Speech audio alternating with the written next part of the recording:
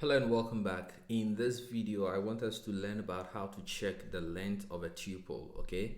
And to do that, I'm not going to create a new file because we already have some examples here and we can readily use that. The simple answer to what we seek in this video is that Python has an inbuilt function called len or len, okay?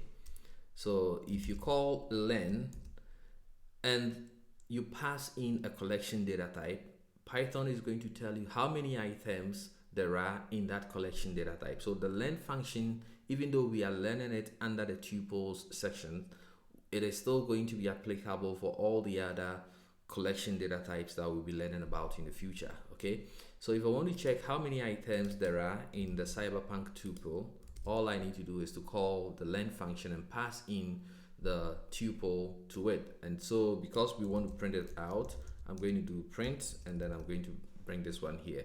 I'm going to comment out everything else because we are just interested in seeing the length in this program. Okay, so I'm going to clear screen and I will run Python 3 and there's this tuples.py, I guess. Yeah, so tuples.py, and you can see that indeed it says there are 4 items in there, and you can verify that visually or by inspecting it visually that there are 1, 2, 3, and 4 items in there. So that is it for checking the length of your tuple.